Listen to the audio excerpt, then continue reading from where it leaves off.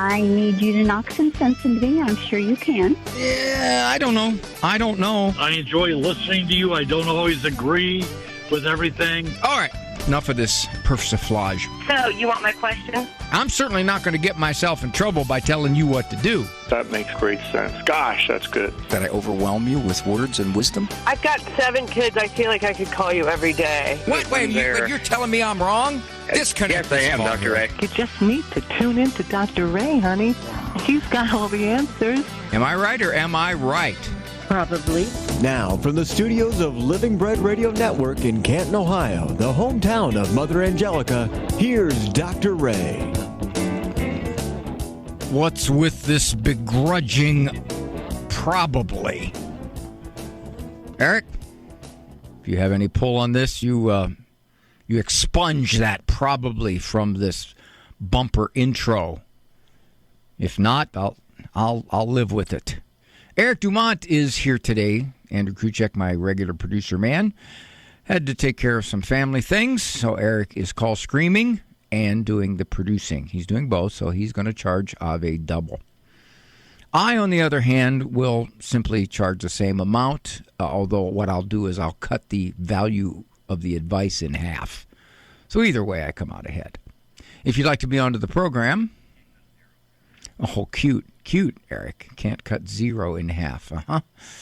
You can, but that's a problem we used to have in mathematics when I was in college on what do you do with a 0 cut in half. The number here, 877-573-7825. 877-57 equal if you would like to be on to the program. If you have a question about something in your life that matters to you or doesn't matter to you and you think, well, maybe it should matter to me, I'm not sure. You want to bounce it off somebody. I'm a psychologist. I've been spending a lot more these days in the office. There for a while, I was choosing rather carefully who I saw, but calls are coming in from all over the place, and I'm kind of sorting through them and deciding who I might be able to help.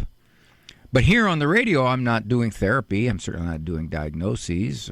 This is just education. Give a few ideas, a few thoughts, something maybe hopefully helpful to you.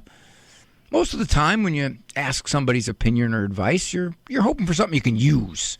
You're not looking for an extrapolation into all of the onion layers of everything that is in the problem. You're just saying, okay, I just want to give a thought on this. Give me an opinion, give me an idea, give me a nugget, give me something I can use, or give me something that makes me feel particularly competent because I listened to that guy and he's supposed to be a psychologist and that's all he had. I can do that. See, I do that on purpose. I sound inept on purpose to make you have more confidence in yourself. 877-573-7825, 877-57 equal is the number to call to get onto the program. Alrighty, I can make those announcements later, I would think. My wife is a convert to the Catholic faith. She struggled with confession. She came to the faith when she was 39. She made her first confession when she was 39. And she struggled with it. Not so much that she didn't see the value in it, of course she did. But she couldn't get it through her head that when you go to confession, you got to confess your own sins, not your husband's. Bless me, Father, for Ray has sinned. She made her first confession when she was 39. Now, any of you men listening to me, you've probably run across advice or marriage books. They'll tell you kind of the same thing. Got to be on your knees for your wife. Okay, all right, I'll follow that. She goes into the confessional, I get on my knees. And I stay there. I stay on my knees the whole time she's in that confessional. So I took a week off from work. She came out. Well, honey, what do you think? She said, you're right, Ray. I feel clean. I feel cleaner than I've ever felt. Good. That's great. So what'd you tell Father? She said, I'm not telling you that. So you could tell me. You're not bound by the seal. I'm not telling you, Ray. Okay, so I figured it out. If you want to know what your spouse or your kid tells Father in the confessional, you can't go direct. You got to kind of go in the back door. So I asked her, honey, what did you get for penance? Now, if you know what they got for penance, you can kind of reason backward to how rot gut they were.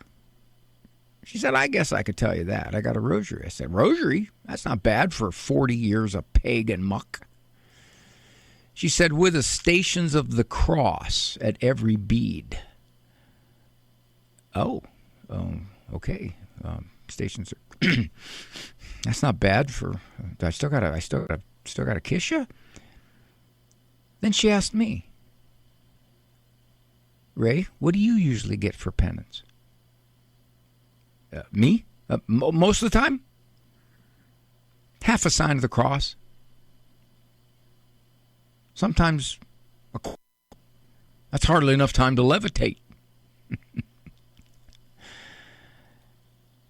My non-Catholic friends don't understand confession. See, they just think, well, I can just go to Jesus. I can go to Jesus and I can say I'm sorry. But many of them struggle at the same time with the whole idea of how do I know I'm forgiven? The Lord, being a master psychologist, he knew we needed to hear the words of absolutions. We needed to feel the priest's hands over our head telling us we can count on the sacrament. We don't count on whether we feel forgiven. We are forgiven if we made an honest confession. But there's more to it than that. As a psychologist, one of the things that's painfully clear to me is that it's hard to look at yourself. It's hard to know what it is about you that needs improvement, what it is about you that's twisted, what it is about you that is hidden from your own awareness. That's hard to do. It's very hard to do. And naturally, we avoid scrutinizing ourselves. Who likes to scrutinize yourself? It's painful. I don't want to look in a psychological mirror. Confession, preparing for a confession, looking at yourself. These are the things I need to bring to mind to ask for forgiveness.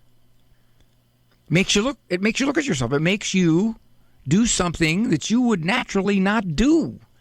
If I didn't go to confession, I don't know how often I would think about what it is about me that needs to be different.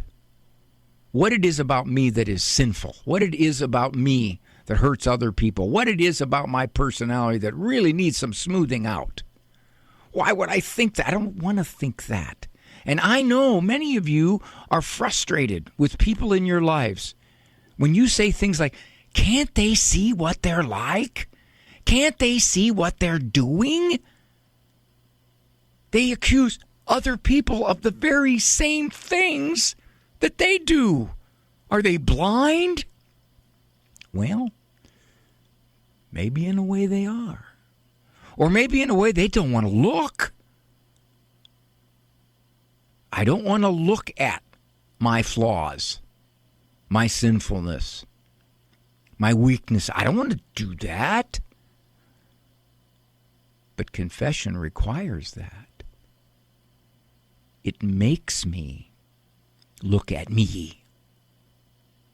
Now, of course, I got a wife, so she can make me look at me too. That helps. But on my own, if I didn't go to confession, I'd be much less likely to say, what is it about me that I need to change? What is it about me that God would want me to discard or improve? Jesus is the master psychologist. He knew we needed confession. It'd be so easy for me to go kneel by my bed and say, Lord, I'm sorry for all my sins. Oh, that's great. I didn't even have to look at which ones it was. Except when maybe I did a big one or two here and there, and I'd say, I'm sorry, Lord, I shouldn't have done that. But all the other stuff, all the personality stuff, all the things that are my human foibles, I don't look at that. I'll just kind of lump that under the umbrella of I'm a sinner. I don't have to actually get particular, do I? Confession makes you particular about it. Confession is a psychologically solid thing. It truly is. You go in there and you have to say out loud what you think is wrong with you and what you think you could change and improve. Yikes! That's why so many people don't go to confession anymore. It's ill at ease. This is not pleasant. But confession is psychologically very mature. It's very healthy. It's good for you. So, when I prepare for confession, I got to look at me. I don't like looking at me. I'd rather just kind of live in the illusion that I'm just fine. Confession doesn't let you live in that illusion. But at the same time, like my wife said, I feel clean. I feel cleaner than I've ever felt. So on one hand, it's tough to look at yourself. But on the other hand, not too much beats the feeling of walking out after a good confession. 877-573-7825, 877-57 equal. That is number to call to get onto the program. I am Dr. Ray. Today's programming on Ave Maria Radio is brought to you in part by a gift from our day sponsor, Tim DeLora. Thank you so much for your donation to help build the church and bless the nations. Now you can support Ave Maria Radio by becoming a day sponsor too. Send anyone a message, a friend, a family member, or a priest, just someone close by. Call 877-288-1077 and tell them you want to be a day sponsor. The coil spring of my father's 1940s vintage desk chair creaked as he leaned back, looking up at no particular object, only at the next sentence he was mentally constructing for the book he was writing. And in the next room, as my mother pulled the vacuum across the floor, her soprano voice rose above the machine's whine. She sang hymns, she sang big band tunes, she sang Mozart. This was all part of growing up in an antebellum home, with its wide and deep front porch, 6 white classical columns across the front. Beauty, tradition, depth were part of my youth. And now I go regularly to a place which is terribly, profoundly ugly, a place that tells human beings that they are temporary and pointless. When I go to this place, the abortion clinic, and when I try to speak of beauty and love, my father and mother are there in my voice. GuadalupeWorkers.org. Underwritten in part by the following nonprofit. Do you feel as though life is flying past you? Are you desperate for a way to find moments of peace and quiet? Lord, Teach Me to Pray, the free Ignatian prayer series, will open your heart to His voice, to the peace you are seeking and the only love that fulfills the human heart, Jesus. God is calling you to true joy, knowing Jesus personally. Lord, Teach Me to Pray is free. Go to LordTeachMeToPray.com, click on the red box, order the Lord Teach Me to Pray series now. Go to LordTeachMeToPray.com.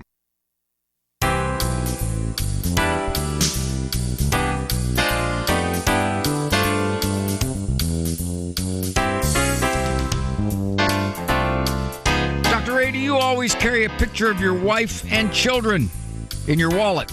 Yes, I do.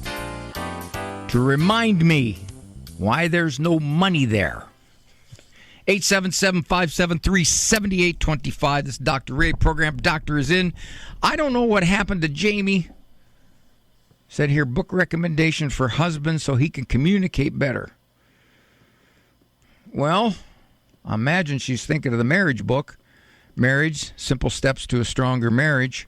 Jamie, if you're still there, she had to leave. So she's not even hearing what I'm saying. Mary from Asheville, Alabama. Mary is asking a question that 20 years ago, no, nary 10 years ago, I never got on this program or in my therapeutic practice, ever. And now It is relentlessly all over the place. Hi, Mary. Hi, Dr. Bray. Well, so Thank this you for taking my call. granddaughter is how old? How old? Let's see. She's going to be turning 25 in July. And this she's has decided. been going on for no. She decided a long time ago. Oh, is that She right? decided back when she was started going quote gay when she was 13, and then started wanting to transition to a man. I don't know, probably 16 or 17 or 18 years old. Yeah. So, so she started doing the hormones and the whole bit. And now she has, a full beard. And her mother, my daughter, says, she's never been happier in her whole life. And that could be true. That definitely could be true. But there is a certain honeymoon glow when someone is convinced that they're in the wrong body and they do whatever they have to do to quote unquote correct that. Yes, at that point there is gosh, I'm finally where I belong. I'm finally who I am. Yeah. Therefore I'm happy. Unfortunately, over time, the research doesn't necessarily support that. I'll share with you a study that's kind of certainly not been publicized because it goes against the narrative.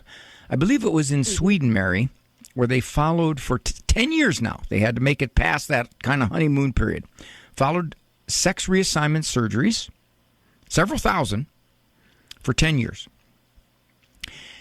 The suicide rate in Sweden nationwide is 1.6%. It means about one to two people commit suicide out of every 100.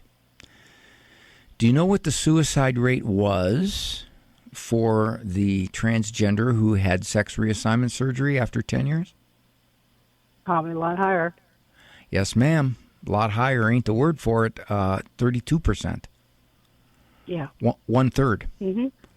20 times what the national average was. Yeah. Now, something's going on here. Something really needs to be explored. But right now, at this point in our culture, it's only barely trickling in that we need to explore this. We need to find out what the factors are behind all of this. So in your own family, this young lady who is now saying she's a young man, the family says, okay, this is wonderful. She is who she is now, right? All of them, right? What do they want you? Yeah. What do they want you to do about it? Accept it, kind of, call her by the new name, the boy name, and refer to her as he. I don't do that. Okay. And she, as far as I know, has not had sex, whatever. She has not had her parts cut off. Right, reassignment. She's got a girlfriend, and all of this is fine with everybody. They can vacation together. I had them over here. They haven't been back because I wouldn't let them share the same room. And so they wanted you. She's been a problem all her life. Okay, so this has been a very discontented kid. Yes, and which is not very unusual. Much a liar and an attraction getter. Okay, this is not unusual. There is a fair amount of question marks surrounding the overall level of contentedness. There's higher level of anxiety, higher level of depression, higher level of autistic spectrum disorders, higher level of family instability, et cetera, in kids who've decided they're in the wrong body and they want to make corrections. So that's the research pretty clear on that. Right. So are you saying what? Are you saying I'm not going to go along with all this. I'm going to simply call her by her given sexual name back when, and then she'll not have anything to do with me, right? Well, I've given in to calling her new name. Okay. I don't even know if it's legal. Okay, because I heard, like, when this trans stuff started, I was listening to Father Mitch, and I listen on EWTN. And he said, "Oh, it's just a name. It's just a name." And I said, "Well, okay, fine." Although it's not her baptismal name, but I'll do that. But I can't do the he, the they, the it, all the pronouns. So no, we can all be together in the same house or whatever. I just don't know. I just don't know. I'm very uncomfortable with everybody. Well, Mary, it's not a matter of Mary, it's not a matter of your uncomfortableness. And if you portray it that way to your family, they're going to look at you like you're a goof. Okay, it's not a matter of uncomfortable. True. It's a matter of you're saying, from your perspective, I do not want to feed into something that is false. Right. Whatever her mental state is regarding her body, the reality, the physical state of her body is it's female. There's no way around that. It's XX. There's no way around that. So when she's saying, I'm not that, I'm this. If she were to say, I throw up, I'm anorexic because I think I'm fat, when she weighs 71 pounds, the whole family would not say, oh, gosh, no, we just have to tell her we recognize that, and if she wants to be seen as fat, we have to support her. We have to support her as a fat person because that's how she sees herself. They wouldn't do that. They would not do that. They wouldn't. So in this particular case, and this has always surprised me as a psychologist, this aspect of personhood has become unquestionable. You can't question it. You can't raise any thoughts about it that don't go against that go against the narrative. So here's the thing. Okay, so you say to yourself, I choose, which you're allowed to do, not to enter into this idea that she has because biologically it's false. Now, I'm not saying that mentally she's totally convinced that this is true, that she's in the wrong body. She's totally convinced of that. And her family is basically saying, well, that's what makes her happy. That's what we're going to do. You're saying, no, I'm not doing that. Given that, what's going to happen to your relationship with your granddaughter and your daughter? I don't see her a lot. What's going to happen to it is we don't talk about it. Okay, they'll avoid you.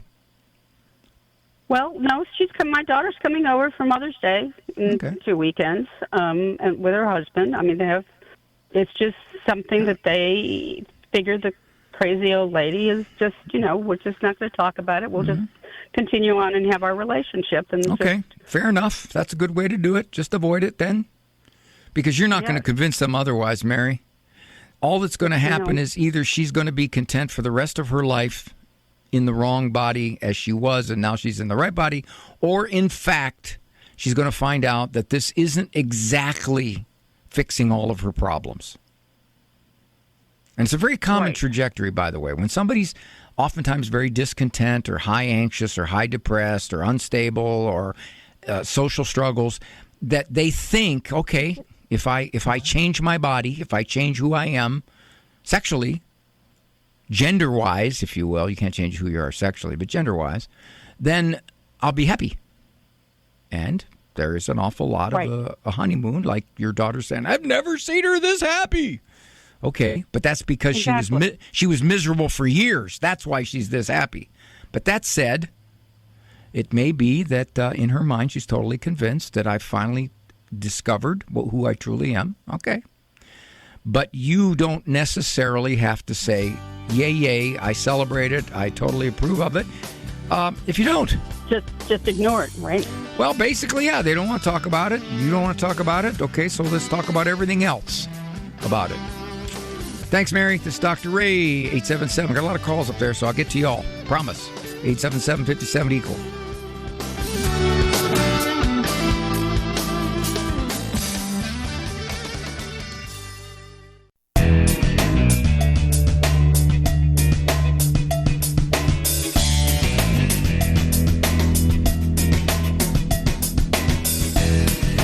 In the words of Yogi Berra, never answer an anonymous letter. I don't think Yogi said all these things. Just like he said once, he said, I never said all the things that I said. Mary from San Antonio is commenting on my opening monologue, and she's finding out that indeed it is tough to honestly scrutinize oneself. Hi, Mary. Hi, Dr. Ray. You say you've been doing that a lot this year? Yeah. Well, I've come to a point in my life that I've been doing this, along the way for a very long time. I really believe in counseling, especially Catholic counseling, and I have learned a lot about myself along the way, and it's always not been easy. And when I do talk to people about counseling, I always tell them, I said it gets hard before it gets easy, because you do learn about yourself, and right now at the stage that I'm at, it's still very hard to learn some truth, especially when people will, tell me, as far as family members, well, you did this and you did that, and it's a very hard pill to take. But after I've taken the pill, then I, tried to, in my counseling or talking to a priest, to figure out, okay, how can I be better? How can I want to be better? All this time, that's my goal, is to want to be a better person.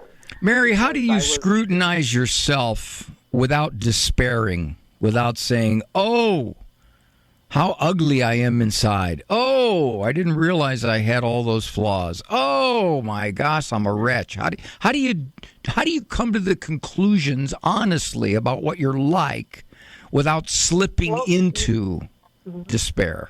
Well, I think you have to go through it. You have to go through that muck and realize that you're not a perfect person, that you do have flaws, that you are human and you can make mistakes just like anybody else, and be ugly at times and be hateful and all those kind of things, and then realize, okay, what do I want to learn from this? Do I want to learn from this? Do I want to be a better person from this? I guess it's a lot of self communication, where you have to discern, is this going to help me grow? Do I stay, do I get into that pit and stay there?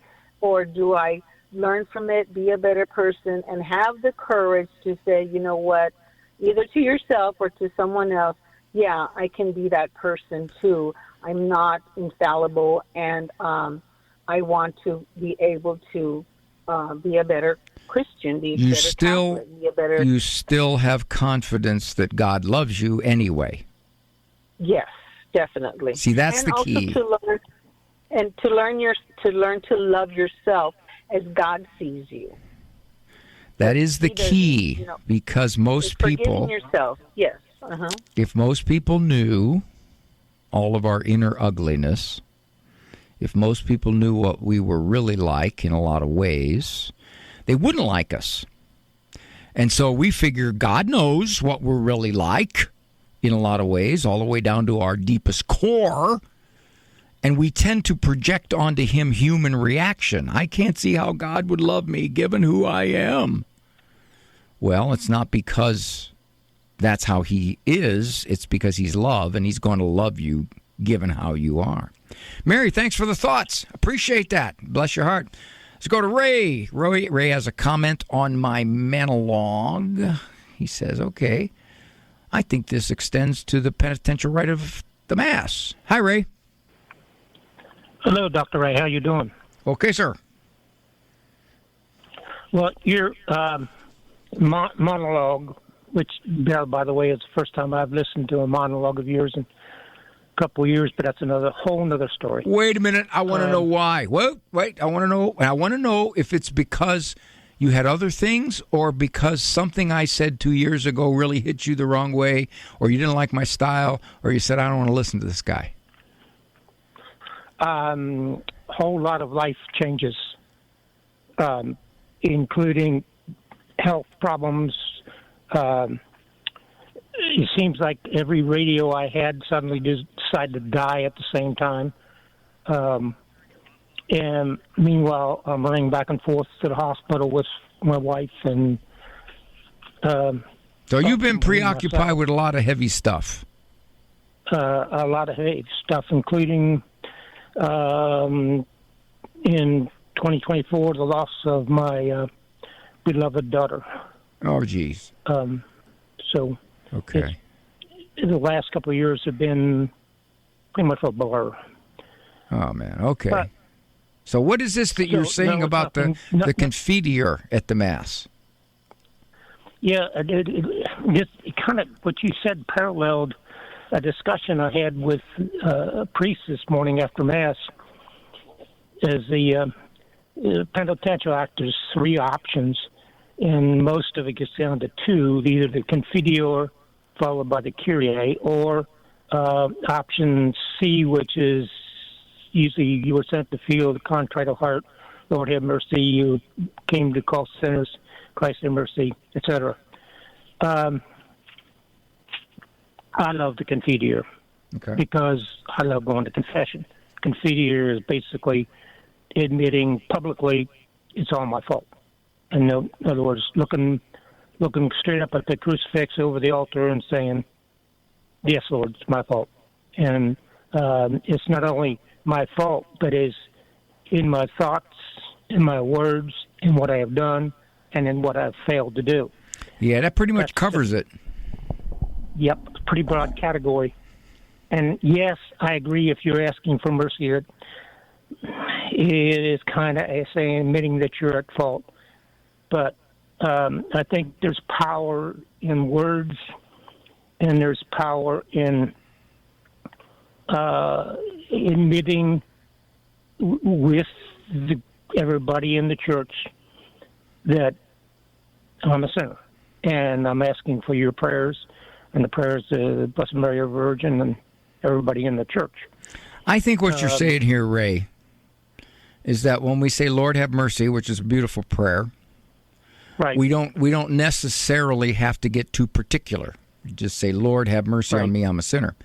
In the confiteor, we're saying what I have done and what I have failed to do, which is not very often brought up when you're looking at sinfulness.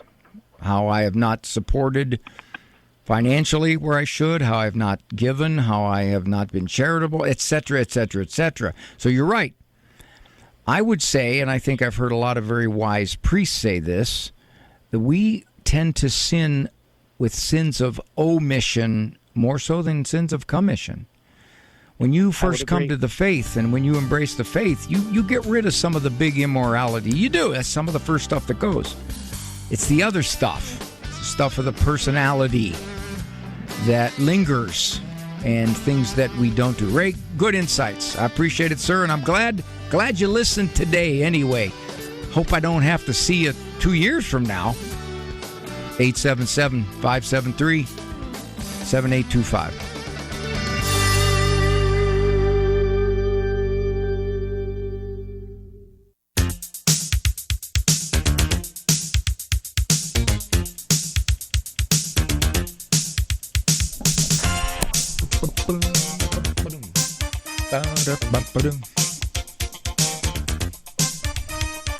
Thank you so much for joining me here on The Doctor Is In.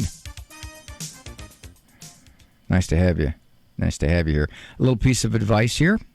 Said, never give up your seat on the bus for a lady. He says, that's how I lost my job as a bus driver. Okay. Let's go to Barbara. Barbara from Cincinnati, Sacred Heart Radio Turf. Hi, Barbara. Oh. Well, I'm sure you've tried hard. Well, in case you have suggestions, I'm open to suggestions. Yeah, you're just thinking there must be something I haven't tried to get them back to confession. There's got to be some way to get them to recognize, wow, Mom's right, I need to do something about this, right? That I might have the magic. Why would they go back to confession? Are they still in the faith? Mostly not I would say, most Sundays she goes to Mass, not 100%, but most of the time. Okay. And I'm not sure. Do you know why she doesn't go to confession? I don't, because it's been several years. She used to. Did you ask her? I don't know why. Did you ask her? Not specifically, I don't think like that, because okay. If I did, I don't remember what the answer was. Right. Well, that might be a good place to start. You could say, I'm just curious. I know you haven't been to confession for a long time, and I know you still go to church most of the time, so your faith means something to you. So what is it about confession that you just avoid it? Tell me what it is. And get her to say out loud, well, I think I can just go to God. I think I can just go to God and say, I'm sorry.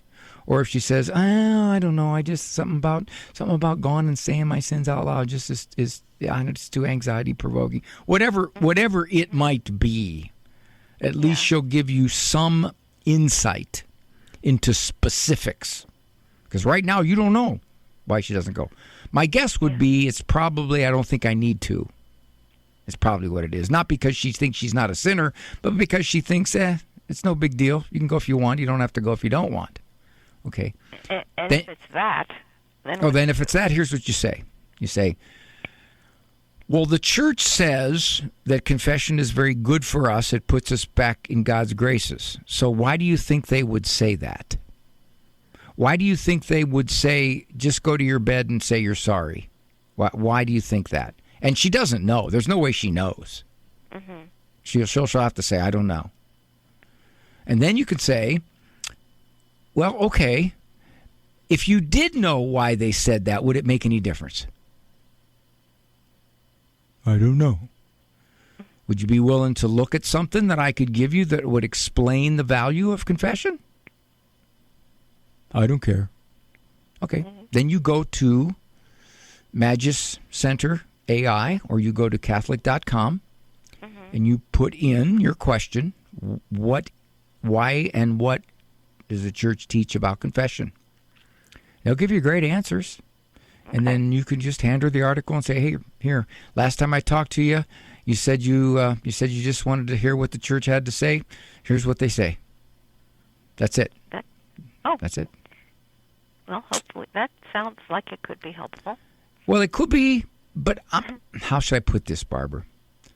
You're throwing down a seed, maybe, and I don't think it's going to return her to confession. I don't think she's going to read it and go, oh, boy, I never even looked at it that way. I better get back there. I'll call Father tomorrow. I don't think that'll happen, but I think what it might do is at some point down the road, if her particular perspective towards the faith changes and becomes a little more serious, she will at least have some explanation on why the church values the sacrament of penance like it does. That's what I think you did. Yeah, I'm always hoping that, even if after I'm dead, something will happen after all. and you know what? That's a good insight. It really is, because we don't realize, us older parents, we don't realize that after we're gone from this earth, that our kids, in fact, could come back to the faith afterwards. Yeah, and maybe that's part of heaven. Maybe God lets us know if we're in heaven. Hey, got a note here, got a sticky note here, got an email from your daughter. She's back in the faith. Oh, cool. Wouldn't that be great? Yeah. All right, Barbara. Okay. Bless you, honey. Thank you so much, Dr. A. You're welcome. You're welcome. Dan from Nebraska, and he's bringing up a major league critical point in our culture. It may not be true for Dan and his son, but it certainly is true for an awful lot of folk living today. Hi, Dan. Yeah, hello. Thanks for taking my call. I really respect your insight on things. But, this is one that just really wrecked me, and I really was surprised. What happened? It's so many of those things. It's a beloved pet and lived in the house like a member of the family, and accidentally got out of the house and hit and killed right in front of the house, and man, it was just wrecked me. What does wrecked mean? What does that sound like? What's wrecked? Well, just overwhelmed with emotion. Like, for several days after it happened, I couldn't even talk about it without breaking down in tears, and I just didn't understand it. You think that's abnormal? Well, it's just, I always say, well, it's a pet, they're not people, you can't treat them like that. But I was not expecting that, yeah. Well, you underestimated how much that little doggy meant to you. Right? Well, it must be, yeah. Sure, of course. I remember when we put down our dog, our Rottweiler Tank, and I wanted to be there, and we gave him his last cheeseburger, and of course, as soon as I saw that needle put into his paw, I immediately watered up, completely watered up, because, yeah, he'd been with us for 9 years. Now, is there anybody in your life, Dan, that treats you with the unconditional regard that dog treated you? Well, yeah, no, of course, no, yeah. I mean, that dog... Never argued. Never. That dog just adores you. The old joke, lock your dog and your friend in the trunk, and after an hour go get him and see who's happy to see ya, Right. So because of that, I think we underestimate the projection onto that animal. Now, cats don't bring about this kind of attachment as much. All you cat lovers, don't get on me, but it's true. Dogs are much more people oriented. Cats, sometimes they could take or leave you. But a dog, we say the dog is our best friend. No, we're his best friend. And I think that's what happens. So what kind of dog was it, by the way? Well, it was a pug, them little guys. And he probably loved you, and he probably sat by you when you watched TV, and he probably was always there, and he loved you petting him, and when you came home, he was all excited to see you, and just on and on and on and on, right? Well, yeah. Sure. And while he was there, you didn't realize this is pretty special, but now that he's gone, I didn't realize how special that was. And it hurts. So I could see... Well, yeah. Go ahead. Well, I was saying, there's almost a sense of that's guilt that, man, I've been to funerals of people that I didn't get this overwhelmed with. What's going on? This isn't right. I had a guy call the show not so long ago, Dan, where he said that. He said, I was much more distressed about my dog dying than my parents. It's like, whoa, okay. Now, I can't say what kind of relationship he had with his parents. But the dog was probably more a part of your life than some of those people that you went to the funerals. Correct? Well, yeah. Yeah, dog was there every day. I think what you might be asking is this, okay? You tell me if I'm wrong. But right now I'm on a string of being right like 18 in a row. So just be careful here. I think there's part of you that says, is there anything wrong with me that I would get that distressed over a pet, an animal, when I don't get that distressed over some people? Yeah, I think that's at the heart of it, or being weak, it's a dog, why are you so emotional about it? So I just want to say I'm 19 in a row now. I just wanted to say that. Yeah, it's a dog. You're right. But it was more than that. You said it. It was like a member of the family. That dog was there. That dog loved you. If you want to count dog love, okay? That dog loved you. And you felt that. And your son felt that. And your family felt that. You weren't weak by saying, man, that hurt. That hurt losing that little guy. Not at all weak. Not at all. But think about this too, though, Dan. Okay. So you had your several days of not being able to talk about it without watering up. Okay, understandable. But you're not going into a 6-month funk. You're not saying, I can't even get out of bed. I called off work 3 days in a row. Sure, yeah. That's what it was. It was just a natural reaction to a beloved pet that you didn't realize how much he meant to you. Okie doke. Thank you. All right, sir. Maybe get another dog. You're not being disloyal if you do. I'm Dr. Ray. Every woman deserves specialized health care. At Arbor Women Health, our team of compassionate professionals listen to our patients and want to understand what they're going through. They serve everyone from teen girls to seniors. Our faith-based clinicians specialize in obstetrics, gynecology, fertility awareness and crisis, or unexpected pregnancies. Call 734-930-4020 or visit arborwomenhealth.org. Arbor Women, faith-inspired, dignity-affirming healthcare. The Heart of the Interior Life with Elizabeth Jangle.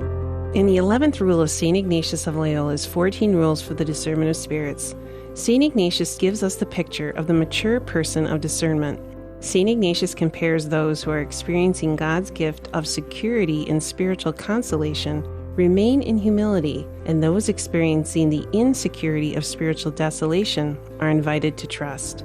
Father Timothy Gallagher writes, humble in time of spiritual consolation, lowering themselves when spiritually high, and trusting in time of spiritual desolation, raising them when spiritually low, they progress faithfully through the alternations of these two contrary movements with a certain spiritual balance and maturity. This balance is the growing fruit of constantly renewed efforts to live in spiritual consolation with such humility and in spiritual desolation with such trust. For more information, visit AveMariaRadio.net.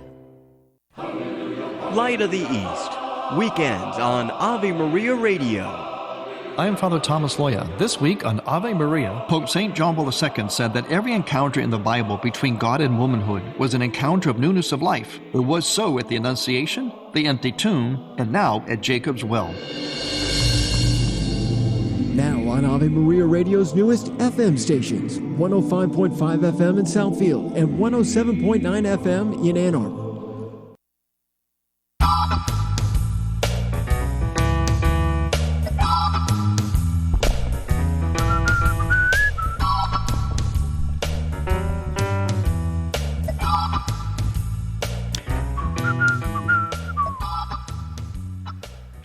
My wife had a cat that was given to her by her mother.